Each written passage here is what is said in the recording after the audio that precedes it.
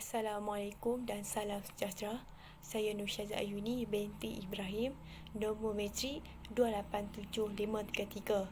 Saya akan membentangkan mengenai pengenalan iaitu apakah pentadbiran. Pentadbiran ini merupakan induk utama dalam setiap bidang pengurusan. Dalam pentadbiran ini terdapatnya perancangan, pentadbiran, mengurus, mengawal dan mengarah. Terdapat beberapa jenis pentadbiran iaitu autokrasi, oligarki, demokrasi, republik, kerajaan kesatuan dan negeri persekutuan serta anarki. Dalam pentadbiran ini terdapat tujuan yang jelas dan kerjasama serta target yang betul. Namun disebabkan pada masa kini pentadbiran ini telah dicampur aduk dan dicampur tangan oleh kuasa-kuasa politik. Perkara ini telah menyebabkan beberapa isu telah berlaku, terutamanya isu rasuah, penyalahguna kuasa dan sebagainya. Assalamualaikum warahmatullahi wabarakatuh. Nama saya Nur Aina binti Maska, memegang nombor metrik 286824. Rasuah dalam pentadbiran di negara sedang membangun. Rasuah ni ialah satu perbuatan menerima atau memberi suapan sebagai upah atau dorongan kepada seseorang individu untuk melakukan atau tidak melakukan perbuatan berkaitan tugas rasmi mereka. Suapan rasuah ni terdiri daripada wang, bonus, pangkat atau jawatan. Punca rasuah dalam pentadbiran di Malaysia. Yang pertama, kawalan dalaman yang lemah. Pekerja takut untuk membuat laporan mengenai rasuah yang berlaku dalam sesebuah organisasi. Selain itu, pemimpin dalam organisasi itu sendiri yang melakukan rasuah. Yang kedua ialah masalah kewangan. Individu yang mempunyai masalah kewangan akan mengambil rasuah untuk mendapatkan duit dengan cepat. Hal ini menyebabkan integriti dalam pekerjaan mereka semakin berkurangan. Yang ketiga, penguatkuasaan undang-undang yang lemah. Tindakan mahkamah yang menjatuhkan hukuman yang ringan kepada pesalah menyebabkan mereka tidak menyesali atas perbuatan yang mereka lakukan. Yang keempat ialah tekanan tempat kerja. Tempat kerja yang tidak kondusif menyebabkan ramai pekerja mengambil rasuah. Selain itu, untuk mendapatkan sesuatu jawatan yang diinginkan, pekerja sanggup memberi rasuah kepada organisasi. Kesan rasuah dalam pentadbiran di Malaysia. Yang pertama, imej negara tercemar. Apabila jenayah rasuah berleluasa di Malaysia, masyarakat luar akan memandang serong terhadap negara Malaysia. Hal ini kerana mereka beranggapan bahawa negara Malaysia tidak selamat diduduki. Yang kedua ialah hilang kepercayaan orang ramai. Pihak luar tidak akan berminat untuk melabur di Malaysia. Hal ini kerana mereka beranggapan pelaburan yang dilakukan akan sia-sia dan mendatangkan kerugian kepada mereka. Yang ketiga ialah perkhidmatan tidak cekap. Rasuah menyebabkan perkhidmatan yang dilakukan tidak cekap. Hal ini kerana pekerja mengambil rasuah. Oleh itu, kerajaan terpaksa menanggung kerugian yang banyak untuk merekrut pekerja baharu. Yang keempat ialah wujudnya ketidakadilan orang awam. Rasuah menyebabkan berlakunya penindasan orang awam.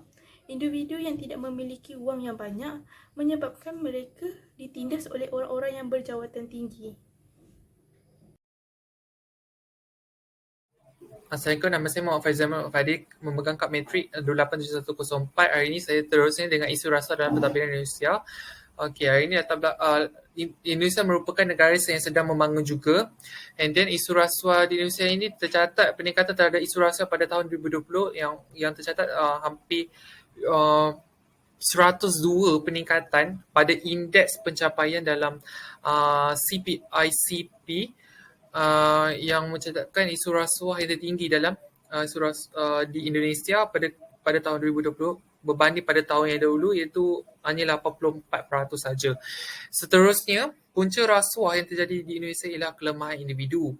Kelemahan individu ini disebabkan seseorang ahli syarikat itu telah mengalami masalah kurangnya nilai etika dan moral sebagai seorang pekerja dalam mengorganisasikan sesebuah syarikat itu dan terlibat dengan pelbagai anasir-anasir yang buruk sehingga menyebabkan berlakunya isu rasuah ini. Contohnya dapat dilihat daripada satu artikel yang mengatakan kelemahan individu ini daripada Presiden Indonesia yang telah mendapat mendapat banyak maklumat tentang salah memilih ketua ahli politik yang menyebabkan berlaku isu rasuah ini semakin meningkat. Seterusnya, faktor pembangunan sosioekonomi dan modernisasi pula disebabkan seseorang itu terlibat dengan kegiatan projek-projek dalam sesebuah organisasi itu yang menyebabkan mereka ini mengambil kesempatan dan kesulitan terhadap pelbagai projek yang dilaksanakan oleh sesebuah syarikat itu untuk mendapatkan keuntungan semata-mata untuk diri mereka sendiri. Contohnya daripada peristiwa menurut artikel mengatakan tentang Indonesia, Menteri Kanan Indonesia sendiri telah terlibat dengan kegiatan rasuah untuk mendapatkan keuntungan semata-mata dengan sebuah syarikat itu tersebut. Seterusnya, kesan kenapa berlaku isu rasuah dalam pentadbiran Indonesia ini ialah pertama, boleh menyebabkan pengaliran mata wang. Hal ini disebabkan pengaliran mata wang pada masa itu telah mengalir sangat tinggi, yang sangat membazir, yang mengakibatkan memberikan sangat terkesan terhadap negara pada masa itu, iaitu wang tunai dalam mata wang tempatan rupiah, dolar Amerika Syarikat dan dolar Singapura bersamaan 14.5 bilion rupiah kepada menteri dan 2 pegawai tinggi kementerian. Itu berlaku isu rasuah terhadap semasa saya bincang dalam faktor pembangunan sosioekonomi dan modernisasi tadi. Akhir sekali ialah kesan mengancam keselamatan negara. Apabila seorang itu terlibat dengan rasuah, tidak semestinya kegiatan dengan rasuah itu mereka dapat menjalankan sesebuah institusi yang dirasuahkan itu berjalan dengan secara yang baik dan lancar dan mempunyai keselamatan. Contohnya, misalnya pembangun projek dalam pembinaan jabatan kerja raya, jabatan jalan raya itu dalam kestabilan ataupun tidak. So, sekian. Terima kasih. Seterusnya, isu pentadbiran di negara Thailand. Itu dapat melihat daripada latar belakang pentadbiran negara Thailand. Negara Thailand merupakan negara yang sedang membangun pada masa kini. Isu rasuah di negara Thailand ini tidak sering dijadikan sebagai contoh, di mana negara Thailand juga tercatat peratus tertinggi rasuah di negara Thailand, iaitu daripada 104 kepada 180 pada tahun 2020. Punca rasuah di negara Thailand ini dapat lihat ialah pertama sekali kawalan pentadbiran yang lemah. Yang kedua pula, mahu hidup mewah di kalangan golongan pemerintah. Yang ketiga, individu tidak berintegriti dalam menjalankan tugas. Daripada punca-punca ini, dapat dilihat di mana mereka ini menjalankan tugas hanya atas dasar sebagai untuk mendapatkan keuntungan semata-mata atau mendapatkan nilai mata wang itu tanpa memikirkan tentang positif dan negatif apa yang akan terjadi. Seterusnya, akhir sekali, kesan rasuah di negara Thailand ini, yang pertama sekali dapat merosakkan imej organisasi atau jabatan. Yang kedua, kepercayaan orang awam terhadap agensi penguatkuasaan semakin merosot.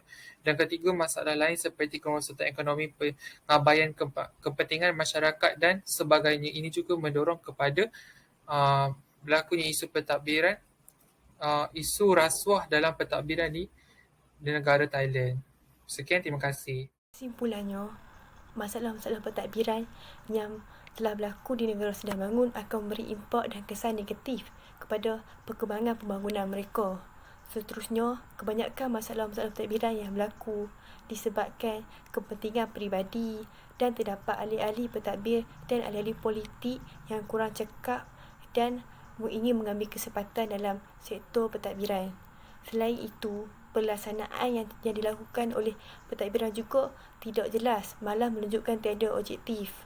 Oleh itu, masalah-masalah pentadbiran yang sering berlaku ini juga telah memberi impak yang tidak bagus dalam perkembangan pembangunan. Sekian daripada saya. Terima kasih.